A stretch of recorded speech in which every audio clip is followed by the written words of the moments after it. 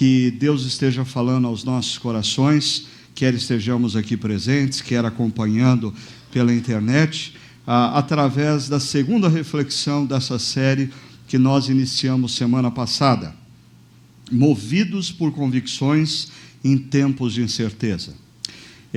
Nós, como brasileiros, iniciamos um ano muito importante, muito decisivo para o futuro do nosso país, principalmente na esfera política, mas as incertezas pairam, as incertezas nos cercam.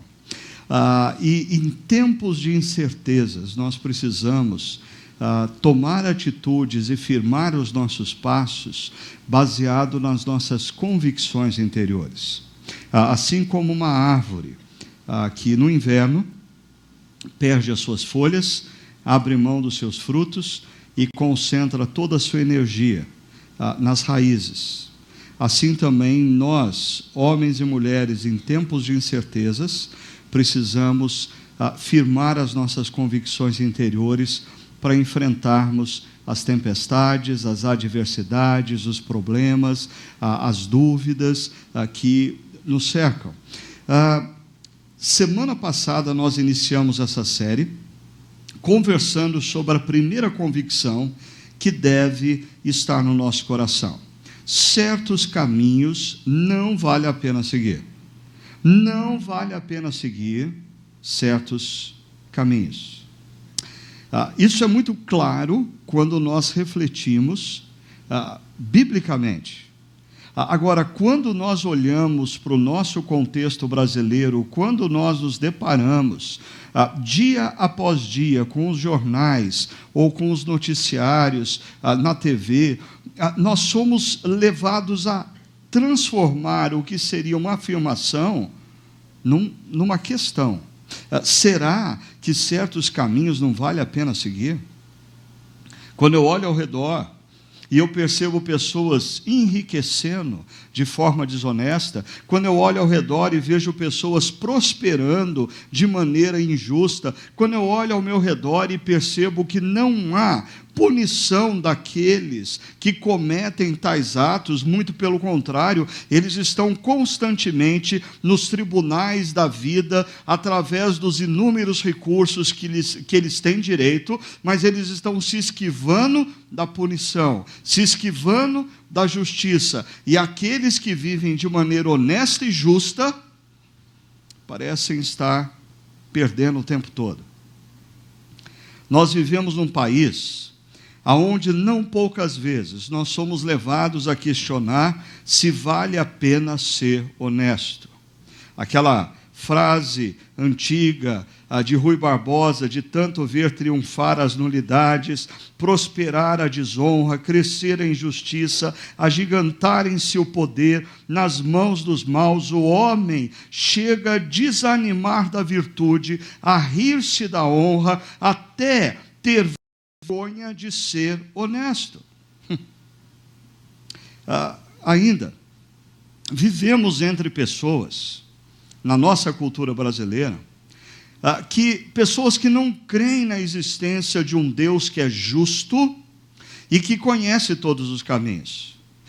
É verdade que nós somos um país onde dificilmente você tropeça num ateu. É muito difícil você encontrar um brasileiro que diz, eu não creio em Deus. Todo brasileiro crê em Deus. A questão é o conceito de Deus que o brasileiro tem. Talvez a grande maioria dos brasileiros, incluindo alguns de nós, pensam em Deus como uma fonte provedora de bênçãos para os nossos planos, mesmo quando os nossos planos são desonestos, mesmo quando os nossos planos são injustos, mesmo quando as nossas empresas são construídas a partir de falcatruas, mesmo quando as nossas negociações não são lícitas. Talvez o brasileiro traga consigo alguma influência da religiosidade católica romana cristã medieval, aonde não importa o que você faz, depois você paga algumas indulgências e fica tudo certo. Como se Deus fosse um negociante, como se Deus não conhecesse absolutamente todos os nossos caminhos e não se importasse com as decisões éticas e morais que nós tomamos no dia a dia nas mais variadas frentes. Agora, a constante convivência na nossa cultura brasileira com, primeiro, a prosperidade gerada pela desonestidade. Segundo, a demora para que a justiça seja feita. Ora, eu me lembro que, desde quando eu era um menino na cidade de São Paulo, eu ouvia nos noticiários acerca de um político que era considerado desonesto. E anos se passaram, eu me tornei adolescente, eu passei pela juventude, eu me casei, eu tive 3 filhos e agora já tenho 2 netos. E agora? O sujeito pisou pela primeira vez na vida numa prisão. É muito tempo.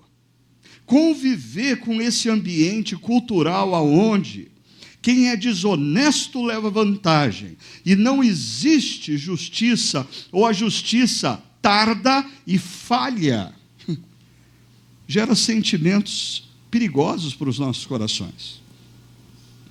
Deixa eu dar 2 exemplos para você desses sentimentos perigosos. Primeiro, imagine o seguinte: você é um funcionário de uma empresa de alta tecnologia, você trabalha há 8 anos nessa empresa, você é altamente qualificado, você fez o seu curso de bacharel numa das maiores universidades do país, você estudou fora do país para fazer a sua pós-graduação, você fez um MBA na sua área e, de repente, emerge uma possibilidade de promoção. Aquela promoção que você sempre sonhou para fazer o que você sempre quis, ganhando 40% a mais do que você ganha hoje. Lógico, você aplica, você faz as entrevistas e você fica no aguardo da resposta. Mas nos corredores da empresa, você fica sabendo que existe uma outra pessoa que está concorrendo à mesma promoção. Você, de certa maneira, fica meio tranquilo, porque você escuta falar que essa pessoa não tem 8 anos de empresa, ela tem 8 meses de empresa. Ela não tem qualificação na área de tecnologia, essa pessoa tem qualificação na área de marketing, essa pessoa nunca estudou fora do país, essa pessoa não sabe falar inglês, essa pessoa não tem MBA, então você, de certa maneira, você está tranquilo. E eis que, numa segunda-feira, você entra no elevador da empresa com mais umas 12 pessoas e alguém, você escuta uma voz dizendo assim: sexta-feira, depois do expediente, o diretor me chamou na sala dele e ele disse que a vaga era minha. Como você se sente?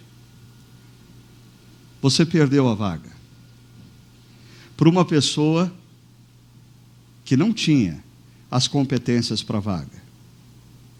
E entenda, em momento algum eu disse que você que estava concorrendo à vaga era um homem. Você podia ser uma mulher, competente, com cursos, qualificado, e que perdeu a vaga por alguma razão, por uma pessoa que não tinha as mesmas qualificações. Um outro exemplo. Você começou o seu negócio aqui na cidade de Campinas há cerca de 15 anos e você, desde o início, determinou que você ia fazer tudo certinho. Então, você não compra material sem nota fiscal, você não vende sem nota fiscal, todos os seus funcionários são registrados e com todos os direitos, você faz tudo absolutamente certinho. Há 15 anos, você está aí no mercado, às duras penas, lutando em meio às crises econômicas do país. Há 5 anos atrás, surgiu um concorrente. E você sabe que esse concorrente Ele não tem os mesmos princípios que você. Por sinal, você escuta muita coisa acerca dele, de que ele adquire material sem nota fiscal, carga meio questionável. Aí, quando ele vende, ele dá um preço com nota fiscal e um preço sem nota fiscal. Ele emite nota fiscal fria. Alguns dos funcionários dele não são registrados. Mas esse cara cresceu. Enquanto você, em 15 anos, tem uma loja, nos últimos 5 anos, ele já tem 7 lojas na cidade. E você estava vindo para cá agora, e você parou num semáforo, logo ali em cima. E quando você parou no semáforo, encostou do seu lado um BMW 8i. R$800 mil sobre 4 rodas. E você olhou, e quem estava no volante? O seu concorrente. Como que você se sente? Qual é o sentimento que emerge diante de situações assim? Interessante que Stephen Covey, autor daquele best-seller, Os 7 Hábitos de Pessoas Altamente Eficazes, ele diz que situações e eventos com os quais nos deparamos afetam nossas vidas e futuro. Ou seja, o que você passa, o que você vive, experiências que você tem, certamente afetam a sua vida e o seu futuro. Mas ele também diz que sentimentos e reações que temos diante dessas situações e eventos afetam também as nossas vidas e futuros. Ou seja, não apenas o que acontece afeta o nosso futuro, mas a maneira como a gente reage emocionalmente ao que acontece afeta o nosso futuro. A surpresa disso é que ele diz que situações e eventos afetam em 10% o nosso futuro, enquanto os nossos sentimentos, a maneira como a gente reage a situações e eventos que acontecem, afetam em 90% o nosso futuro. É por isso que nós vamos conversar hoje sobre essa segunda convicção. Certos sentimentos não vale a pena nutrir. Não vale a pena nutrir determinados sentimentos. Não vale a pena alimentar no seu coração certos sentimentos muito propícios de vivermos numa sociedade onde a injustiça está por todos os cantos e a impunidade reina. Mas quais são esses sentimentos? Deixa eu convidar você para voltar ao Salmo 37, que semana passada nós iniciamos estudando sobre ele, o Salmo 36.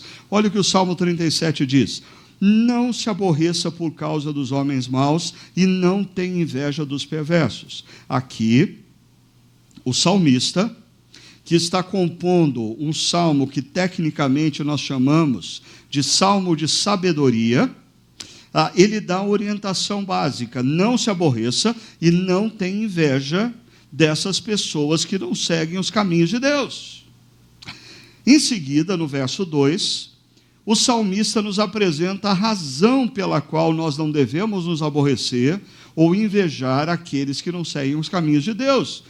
Pois como o capim logo secarão, como relva verde logo murcharão. Em outras palavras, existe um Deus acima de todos os caminhos. Deus conhece todos os caminhos. Deus é justo e Deus fará justiça. Por isso, se existe um Deus acima de todos os caminhos e você crê que esse Deus é justo, não se aborreça, não alimente no seu coração a inveja dessas pessoas. Agora, os salmos, eles são poesias. E esse refrão inicial no verso 1 e 2, ele se repete em outras palavras, nos versos 7, segunda parte, até o verso 9. Olha só o que o salmista diz: não se aborreça. Olha aí a palavra novamente, a mesma palavra que aparece lá no verso 1. Não se aborreça com o sucesso dos outros, nem com aqueles que maquinam o mal. E ele acrescenta: evite a ira, rejeite a fúria, não se irrite, isso só leva a mal. Essa é a orientação, a mesma estrutura do verso 1.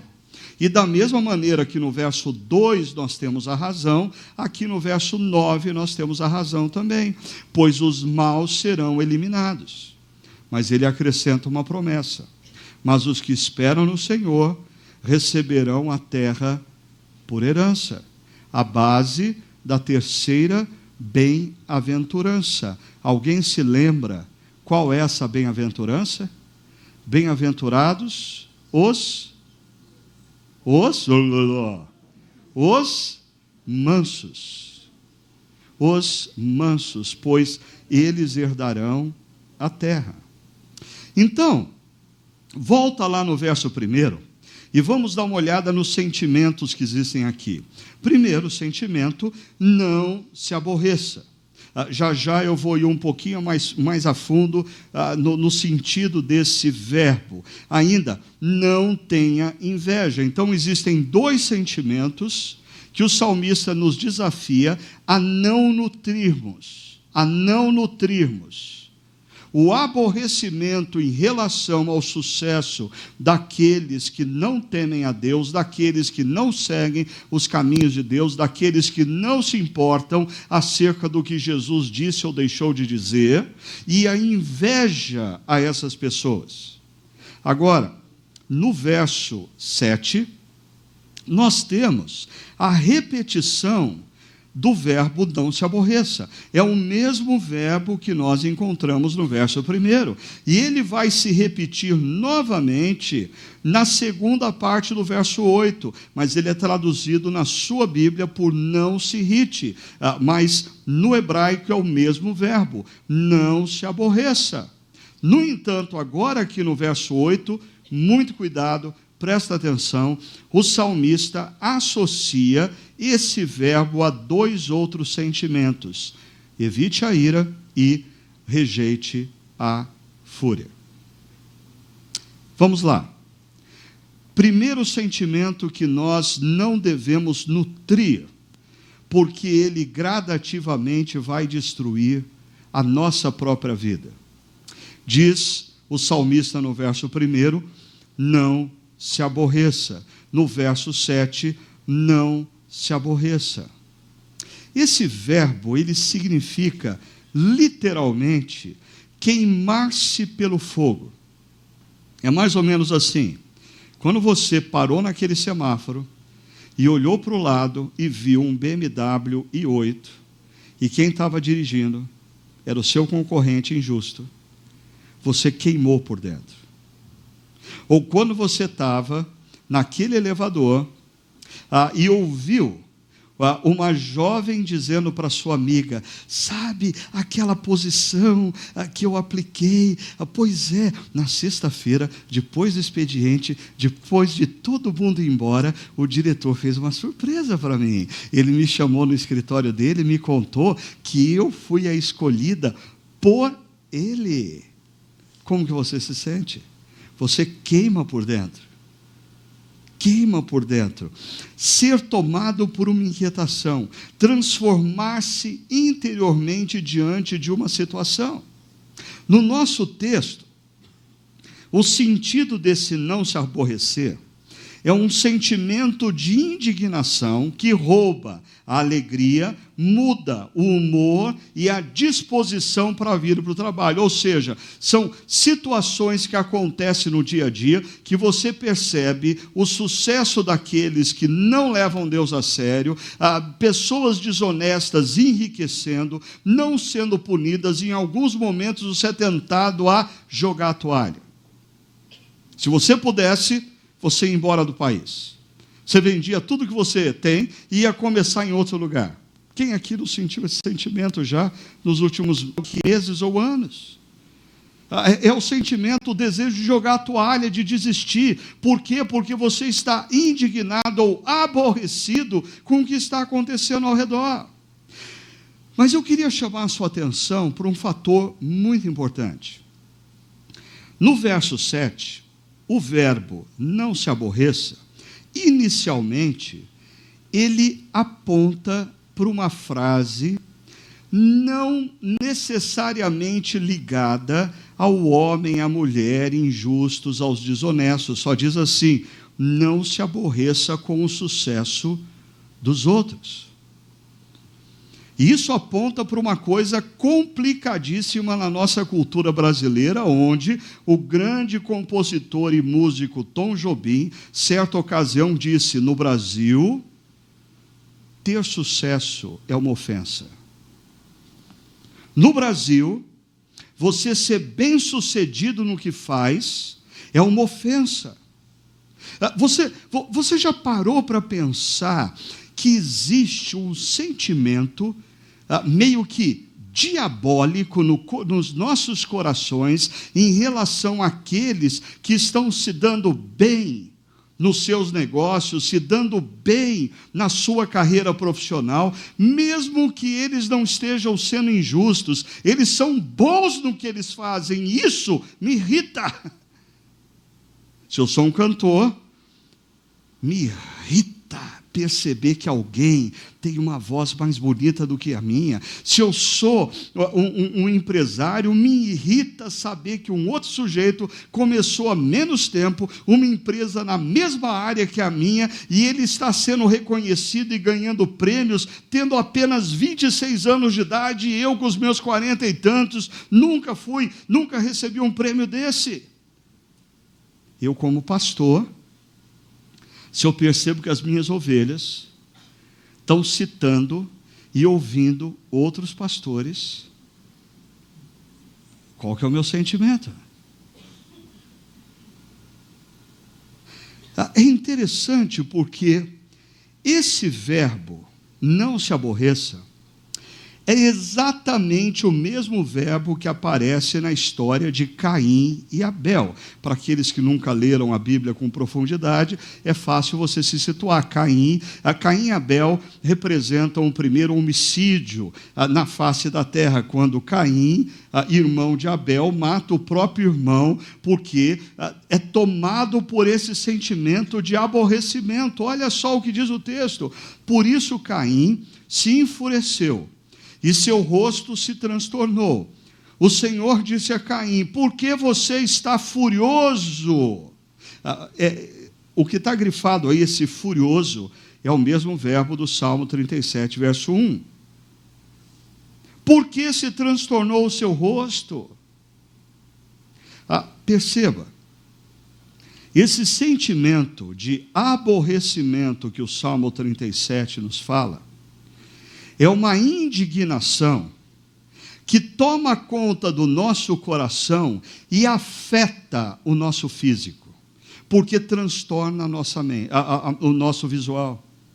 Deus fala a Caim: porque o seu rosto se transtornou.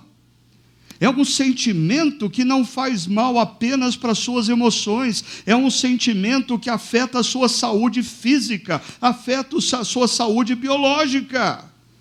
Sentimento de indignação, porque o outro está sendo bem-sucedido e não você.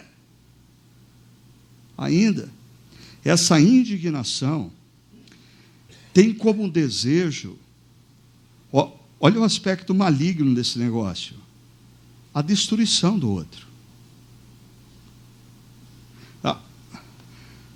Você nem quer o BMW 8 do cara, você quer que ele morra. Você quer que o carro pegue fogo com ele dentro. Você quer que os negócios... Você não quer a rede de lojas dele. Você quer que ele vá à falência, que ele fique devendo na praça, que ele seja envergonhado e humilhado. Por quê? Porque esse desejo de indignação, ele é movido por Lúcifer no nosso coração. É Lúcifer que olha para Deus e se sente indignado por não ser Deus. Pare e pense, como que você lida diante de pessoas que são bem-sucedidas nas áreas de atuação delas, e não são pessoas injustas e desonestas? Você consegue admirar uma pessoa bem-sucedida? Você consegue celebrar com um parente, com um amigo, com um irmão em Cristo que está sendo bem-sucedido? E se a pessoa atua na mesma área que você consegue celebrar os dons e talentos que Deus deu àquela pessoa? Ou você se sente como alguém que recebeu uma latinha de Coca-Cola e fica indignado porque Deus deu para o outro uma Coca-Cola 3 litros? Para e pensa. Esse é o mesmo sentimento que levou Caim a destruir Abel. É um sentimento diabólico, simples, que permeia a maioria dos nossos corações, se não a totalidade dos corações aqui, que nós não costumamos lidar de maneira séria com ele, mas que, segundo a Bíblia, é altamente destrutivo, não apenas para aqueles que são alvo da indignação, mas aqueles que são fonte da indignação. Mas voltando ao verso 1 e 7 do capítulo 37, com certeza o foco do salmista aqui aponta para os homens maus. E por que eles são maus? Olha o verso 7. Porque eles maquinam o mal. Eles estão sempre pensando em categorias desonestas, categorias injustas, categorias ilícitas. Mas o verso 7 nos acrescenta então esse elemento, repetindo o verbo não aborrecer, que está traduzido por não se irritar, acrescentando 2 outros sentimentos aí. Deixa eu mostrar para vocês. Evite a ira. A ira é o desejo de fazer justiça. É o desejo de fazer justiça. Você está dirigindo a Dom Pedro, aí você, com o maior cuidado, para não provocar acidente nenhum, aí você olha nos 2 retrovisores, não vem vindo ninguém, você olha para frente, mas quase que instantaneamente surge do nada um cara dirigindo uma moto a 200 km por hora e passa na sua frente, cruza a sua frente e vai embora. Qual que é o seu sentimento? Se você tivesse poder para ir atrás desse cara, parar esse cara, multar e apreender a moto, é isso que você faria? É a ira. É o desejo de se fazer justiça. O grande problema é que essa palavrinha que aparece aqui no verso 8 do Salmo 37, todas as vezes que ela aparece associada ao nome de Deus, nós temos de fato justiça. Quando Deus olha para uma situação e ele é tomado pela ira e ele decide manifestar sua justiça, Deus é preciso, Deus é cirúrgico, porque Deus é justiça. Deus não tem justiça, Deus é justiça. Não existe a possibilidade de Deus agir e não ser justo, porque ele é justiça. Agora, todas as vezes que essa palavra ira está associada ao ser humano, o máximo que o ser humano consegue é vingar-se. E vingar-se de uma maneira disfuncional, vingar-se de uma forma que não reflete exatamente justiça. Eu sempre dou o exemplo da crise que se instala ou que existe no Oriente Médio há décadas, entre Israel e os palestinos. Os palestinos, um dos grupos terroristas lá infiltrado na Palestina, invade o território de Israel, estoura uma bomba, morrem 8 israelitas. O exército de Israel, indignado, invade o território palestino e mata 10 palestinos. Os palestinos fazem a conta, tem 2 palestinos aí de saldo nos mortos. Então eles vão lá e estouram outra bomba, morrem 5, os israelitas fazem um cálculo, opa, tem 3 israelitas aí de saldo, invade o território palestino e mata mais 10, e assim vai. É esse ciclo infindável da vingança que vai gerando cada vez mais violência, cada vez mais agressividade. Mas isso não é coisa que acontece tão somente no Oriente Médio, acontece no contexto familiar. Você está indignada pela maneira como a sua cunhada te tratou na ceia de Natal. Então você não a convida para a festa de aniversário do seu filhinho. Ela, porque não foi convidada para a festa de aniversário do seu filhinho, o filho mais velho dela vai se casar e não convida você para a festa de casamento do filho dela. Pode isso? Sua cunhada não convidou você convidou você só para a cerimônia religiosa, para a festa não. Aí você, no Natal seguinte, compra presente para toda a família, coisa que você não fazia há 3 anos, mas dessa vez você vai fazer. Toda a família, menos para sua cunhada. E você entra nesse ciclo infindável da vingança que jamais gera justiça.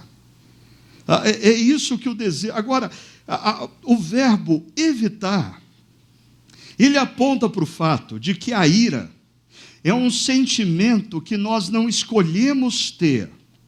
A ira nos invade, a ira nos assalta. Eu estou dirigindo na Dom Pedro e um sujeito passa com uma moto a 200 km por hora e cruza na minha frente e eu sou tomado pela ira. Mas o verbo evitar, que significa literalmente descontinuar, nos dá uma dica. Eu não tenho como evitar ser assaltado pela ira, mas eu tenho como dar descontinuidade ao sentimento. Eu posso optar por não dar continuidade ao sentimento. Olha o que diz o apóstolo Paulo sobre isso em Efésios 4. Quando vocês ficarem irados, não pequem, ou seja, a ira te assalta. Agora, o que você vai fazer com a ira são outros 500. E o que o apóstolo Paulo sugere? Apaziguem sua ira, dilua sua ira, dissolva sua ira, não dê continuidade à sua ira. Porque se você der continuidade à sua ira, se você nutrir o sentimento de ira, você vai caminhar para o segundo sentimento que aparece aqui no verso 8, que é a fúria. A fúria é a ira em descontrole. A fúria é o que faz com que pessoas, numa briga de trânsito, um dos dois puxe um revólver e tire a vida do outro. A fúria é o que faz casais que jamais deveriam nem sequer pensar em se tocar, se agredir e gerar tragédias.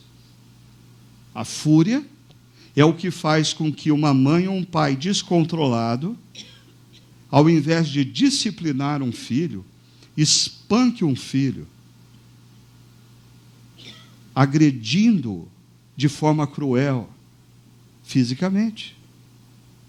A fúria é a ira que não foi dissipada. A fúria é a ira que não teve descontinuidade. A ira te assaltou e você, ao invés de não dar continuidade a ela, você nutriu.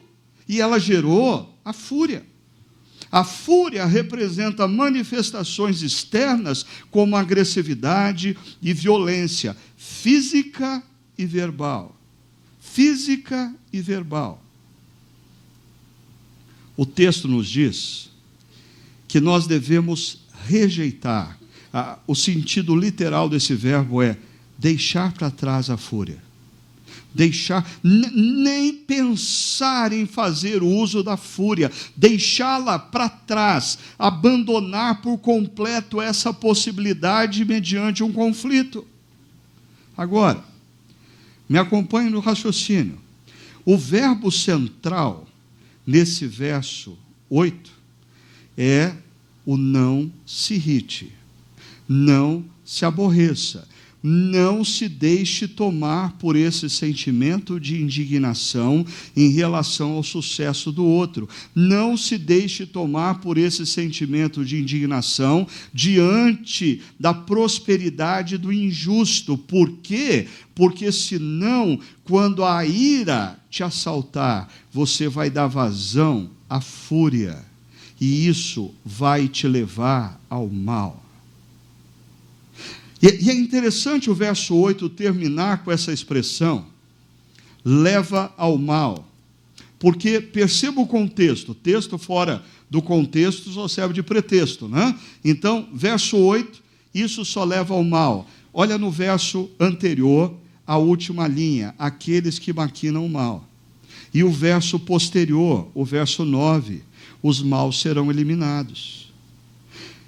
Se você nutrir a indignação pelo sucesso do outro ou pela prosperidade do injusto, você vai se tornar uma pessoa muito mais propensa a ser dominado pela ira e entregue à fúria.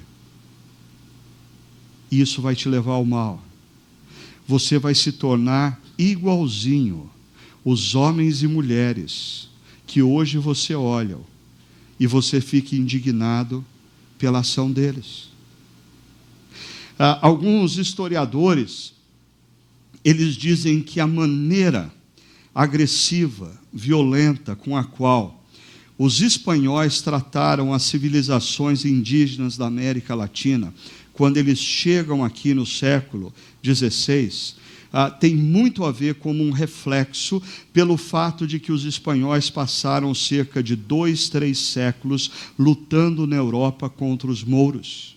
E quando eles se deparam com um inimigo não tão poderoso, não tão perigoso, eles só conhecem um recurso, o recurso que eles tiveram que usar por 2 ou 3 séculos, a destruição do outro. O que isso nos ensina? Cuidado com batalhas emocionais e conflitos relacionais por tempo prolongado. Você discorda de como uma pessoa age, você acha injusto a maneira como a pessoa lida, você acha a pessoa desonesta e por isso você a confronta, você revida, você combate, você está em conflito. No entanto, quando você entra num processo desse por muito tempo, sabe o que acontece? Pouco a pouco você se torna parecido com o seu inimigo. Quando você se dá conta, você se tornou igual a ele. É isso que o salmista está dizendo. Você começa combatendo o mal, mas você vai se deixando subjugar por esse sentimento de indignação, vai dando vazão à ira, vai dando vazão à fúria, e daí um pouquinho, você e o seu inimigo não tem mais diferença alguma, você se tornou como ele. Você se tornou como aqueles que maquinam o mal. Você se tornou como aqueles que vão ser eliminados. Agora, vamos para o segundo sentimento. O salmista também diz assim, que não vale a pena a gente nutrir a inveja.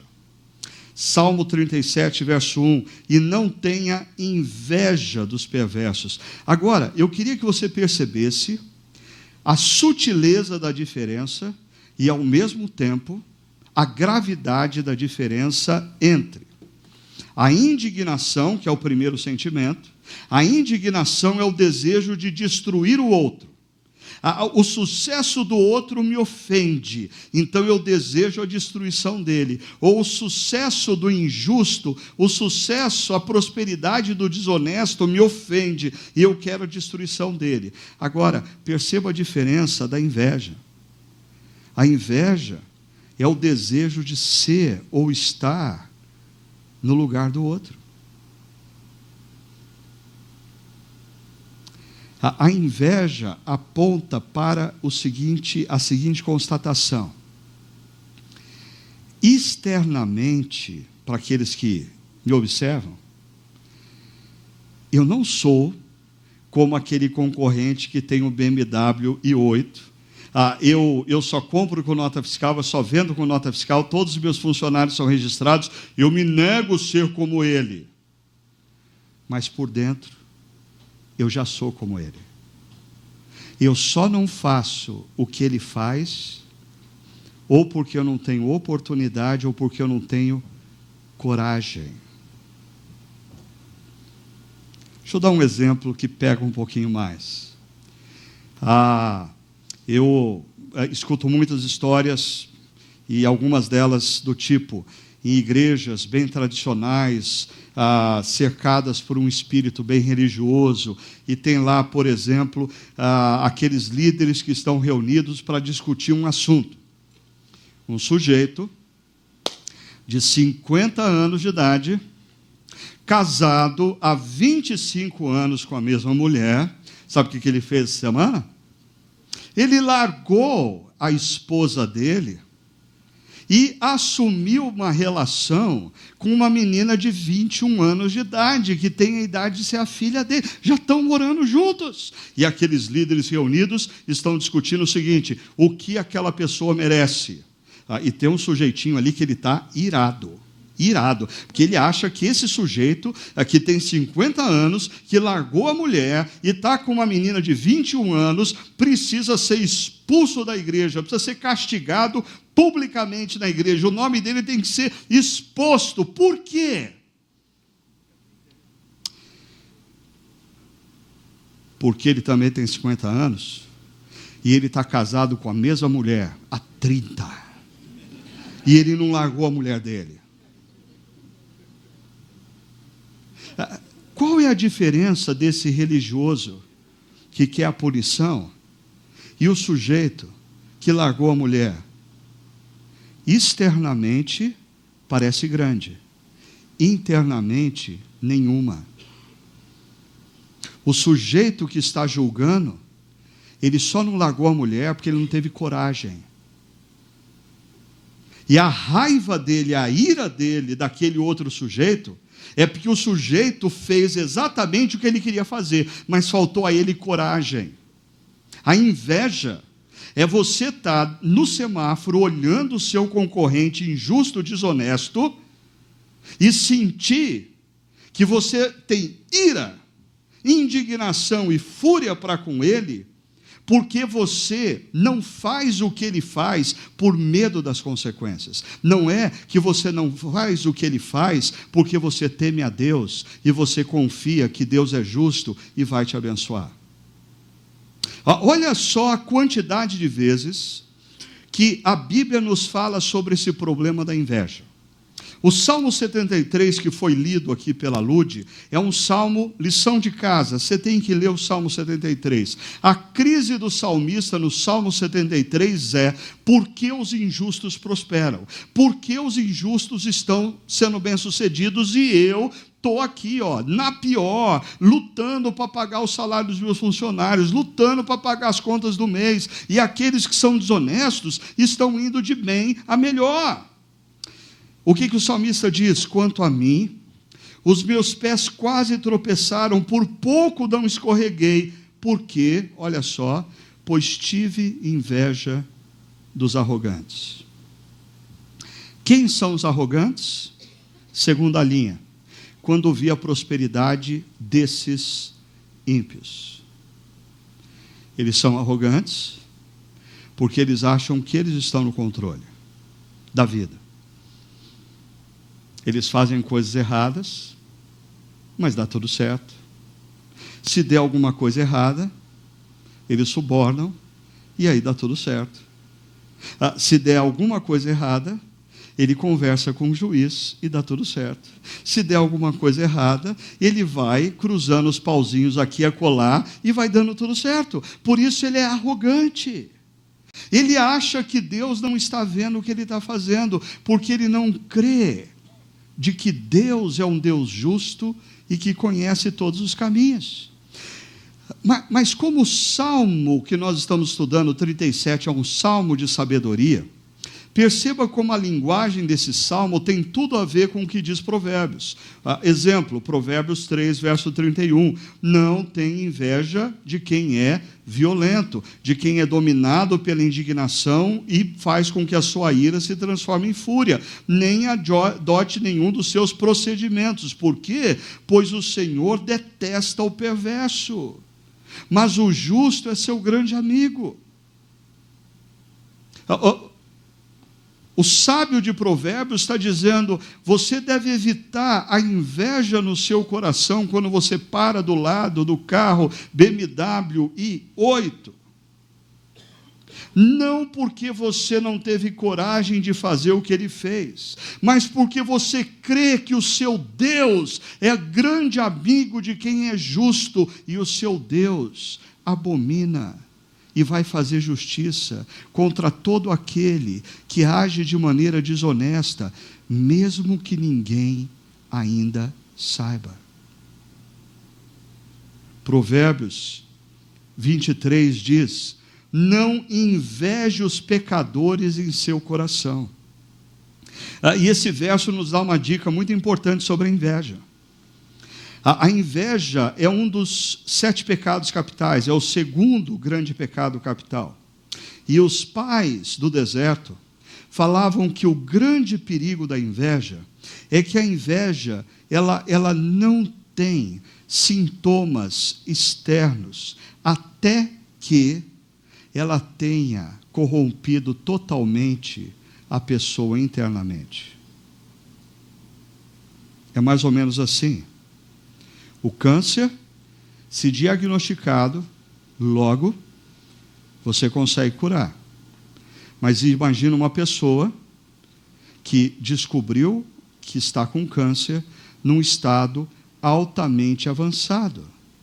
A inveja é esse câncer em estado altamente avançado. A pessoa que não lida... por exemplo, porque a inveja ela não transparece externamente, ninguém pode lidar com a inveja do seu coração a não ser você mesmo. Ninguém pode confrontar esse sentimento do seu coração a não ser você mesmo, de você admitir que você está sendo tomado pela inveja em determinada situação, e essa inveja que está no seu coração vai gradativamente te corroer, te corromper, acabar com a sua vida. Olha só, não inveje os pecadores em seu coração, melhor será que tema sempre o Senhor. Confiar em Deus. Se agir assim, certamente haverá bom futuro para você e a sua esperança não falhará.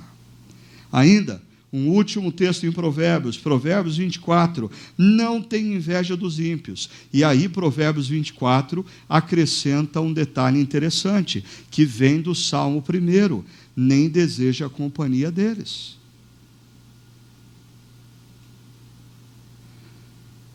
Diz o ditado popular: diga-me com quem andas, e te direi quem és. O Salmo 1 diz: não se alimente da conversa deles, não esteja na roda deles. Por quê? Porque eles só falam de destruição, porque eles só falam de corrupção, porque eles trocam a verdade pela mentira, porque eles chamam de pecado virtude. Olha o que o texto diz: não deseja a companhia deles. Por quê? Pois destruição que planejam no coração, e só falam de violência. Deixa eu mostrar um resumo para vocês desses 2 blocos, e aí a gente caminha para encerrar. Primeiros 2 versos do Salmo 37 nos fala dos 2 sentimentos que nós não devemos nutrir. Não se aborreça com o sucesso de outros, não se aborreça com a prosperidade do injusto, não tenha inveja daqueles que estão se dando bem, mas com bases ruins. Já nos 2 últimos versos que nós estudamos, o verbo não se aborreça volta a repetir, e ele acrescenta a esse sentimento do não se aborreça, não se deixe dominar pela indignação, esses 2 outros elementos, a ira e a fúria. Mas qual é a base para o salmista falar, não se deixe dominar, não nutra esses sentimentos? Está lá, o juízo, pois como o capim logo secarão, como relva verde logo murcharão. E no final do verso 9 diz, pois os maus serão eliminados. Mas ele acrescenta um fator novo aqui, mas os que esperam no Senhor receberão a terra por herança. Então, não se aborreça, não se deixe aborrecer pelo sucesso dos outros, não se deixe tomar de indignação pela prosperidade do injusto. Pare de internamente invejar aqueles que fazem mal e se dão bem, porque você está gradativamente se tornando como eles, de dentro para fora. Agora, eu sei que tem gente aqui que está olhando esse gráfico, está dizendo assim, ok, Ricardo, o verso 2 diz que Deus vai fazer justiça, e quem faz o mal vai pagar por isso. O verso 9 diz que quem faz o mal vai pagar por isso, e quem opta pelo bem, Deus vai recompensar, Deus vai fazer justiça. Mas, Ricardo, eu não sou tonto. Todos os verbos aí estão no plural, estão no futuro. Nós estamos falando de uma ação no futuro. E como é que eu fico no presente? Como que eu lido no presente diante de concorrentes desonestos, diante de companheiros de trabalho que trapaceiam, de gente que fica planejando o meu mal, que fica criando armadilhas para que eu seja mal sucedido? A resposta para isso nós vamos encontrar domingo que vem, nos versos de 3 a 7 do Salmo 37. Porque nesse trecho nós vamos conversar, domingo que vem, sobre 4 imperativos. Confie em Deus, deleite-se no Senhor, entrega o teu caminho ao Senhor e descanse nele. Mas eu não vou ser cruel ao ponto de deixar você sair daqui sem, assim, pelo menos um referencial. Todos esses verbos apontam para a prática da mansidão, até a promessa final no verso 9, aponta para a prática da mansidão. Bem-aventurados mansos, porque a terra vai ser deles. A pergunta é, o que é ser manso? Na cultura hebraica, uma imagem reflete o que é ser manso. É essa imagem. Ser manso, na concepção da cultura hebraica, não é ser uma ovelha bobinha, tolinha, ingênua, pode fazer mal, pode bater que eu gosto, não, eu não revido. Não. Na cultura hebraica, a mansidão é representada pelo leão, que é forte, que tem poder, mas opta por não fazer uso da sua força e do seu poder. O manso dessa figura não é a ovelha. O manso é o leão. Ele tem poder, ele tem força, mas ele opta por não fazer uso do poder e da força. Jesus, o nosso mestre, o Senhor que nós seguimos, está na cruz, porque ele é o leão da tribo de Judá.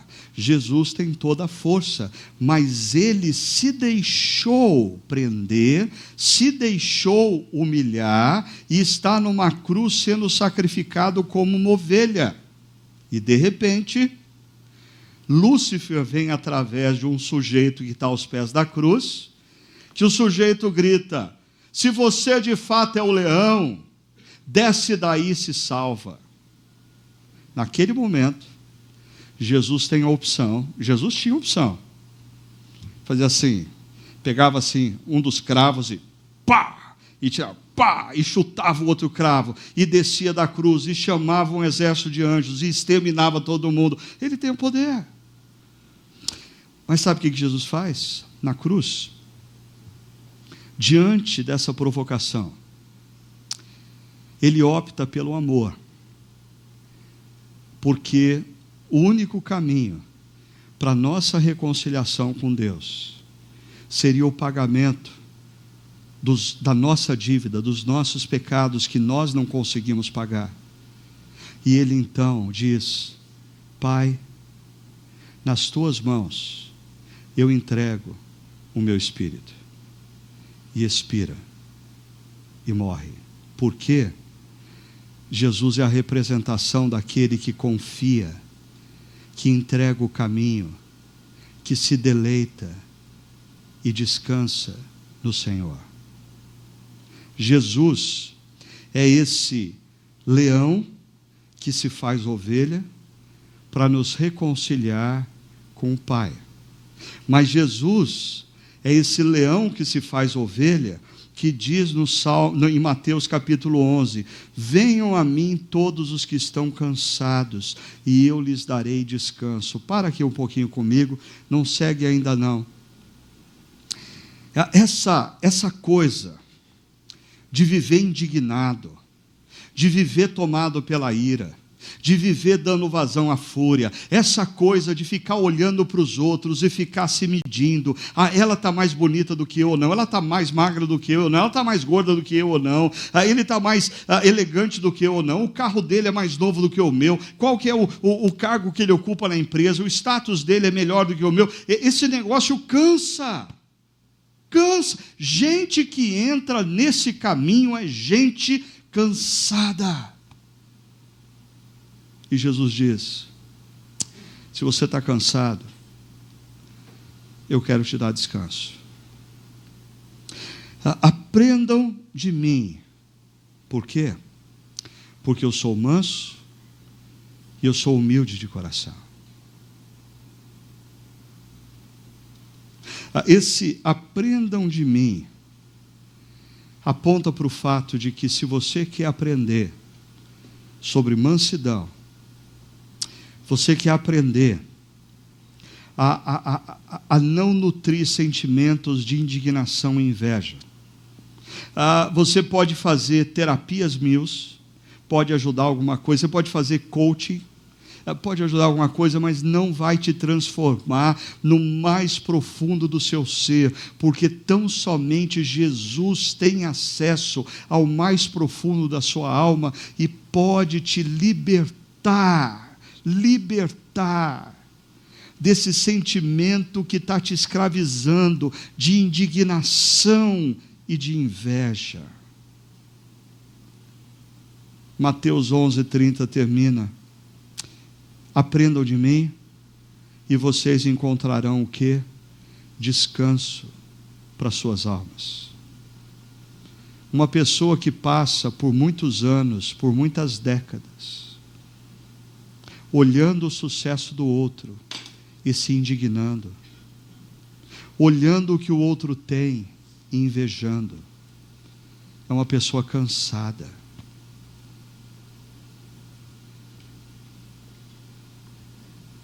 Que tal você entregar quem você é nas mãos de Jesus e dizer: Jesus, eu quero aprender com você a viver. 3 desafios. Primeiro, não vale a pena nutrir sentimentos como indignação e inveja. Esses sentimentos vão gradativamente acabar com você. Esses sentimentos vão gradativamente te levar ao cansaço, se é que você já não está exausto. exausto de se indignar com o sucesso do outro, exausto de se medir em relação ao outro, exausto. Segundo, lembre-se de que existe um Deus que é justo e conhece todos os caminhos. Não significa que nós não devemos olhar para a sociedade brasileira e não perceber que homens e mulheres injustos estão prosperando, que homens e mulheres injustos estão em posição de poder, fazendo coisas erradas e ganhando às nossas custas, e nós não vamos fazer nada, não, mas significa que nós precisamos, toda forma de reação precisa passar primeiro por uma lembrança na nossa mente, no nosso coração. Não somos nós que vamos consertar o mundo. Deus é justo, Ele conhece todos os caminhos, e todas as ações e palavras que nós teremos em relação a essas injustiças são derivadas da nossa cosmovisão que diz: Deus é justo e Ele conhece todos os caminhos. Terceiro e último desafio: aprenda de Jesus, mas reflita esse aprendizado.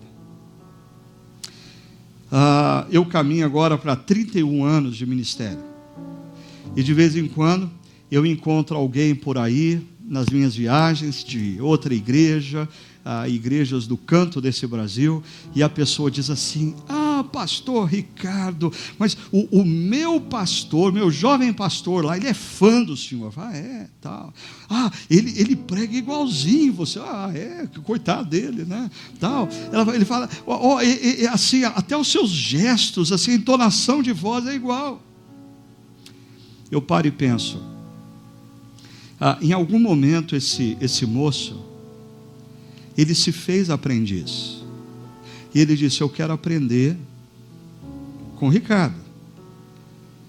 E ele reflete isso. Mas volta para Jesus. Jesus diz que ele é manso, que ele é humilde de coração. Você é aprendiz dele? As suas palavras refletem isso? O seu tom de voz reflete isso? As pessoas que te cercam veem nas suas atitudes e dizem assim: até o jeito dela, até as atitudes dele refletem Jesus, que é manso e humilde de coração. Eu termino dizendo o seguinte: talvez parte do propósito de Deus em nos deixar conviver com situações de injustiça, situações em que nós nos sentimos lesados, tem a ver com um desejo que Deus tem que nós nos lembremos de que a nossa profissão, a nossa carreira não é o reino dele. O reino dele é maior. O reino dele já se faz presente, mas o reino dele vai se concretizar no futuro. Talvez Deus permita que algumas injustiças existam ao nosso redor, para que a gente deseje menos o nosso sucesso e mais o reino de Deus sobre a terra. O reino aonde não existirá mais dor, choro, pranto, injustiça, opressão, desonestidade, corrupção, porque ele veio. O rei do reino veio ao nosso encontro e instalou a justiça plena na história.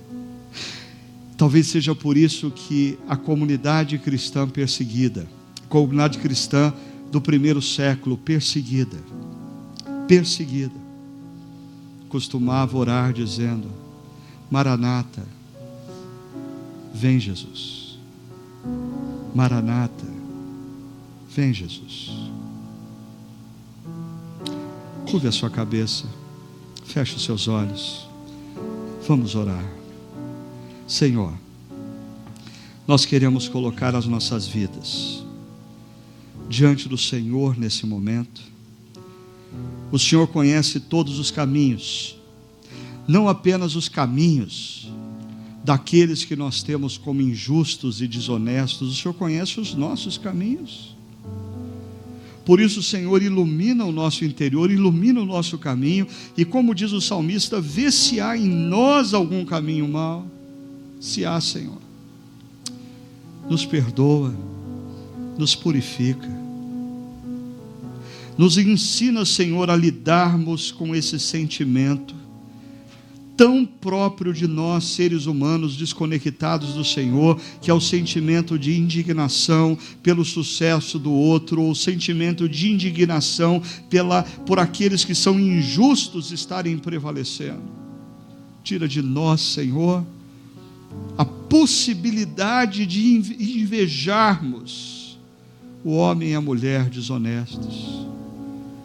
Dá a nós, ó Pai, o desejo profundo de aprendermos com Jesus a sermos mansos. Pai, nos relembra nessa noite que o reino não é a nossa vida presente, não é a nossa empresa, não é a nossa carreira, não é o nosso sucesso. O reino do Senhor é imensamente maior do que tudo isso, e é o teu reino que nós devemos ansiar. Nós oramos no nome daquele que é o leão, que se fez ovelha e morreu naquela cruz, para nos reconciliar com o Senhor e nos fazer parte do teu reino. Amém.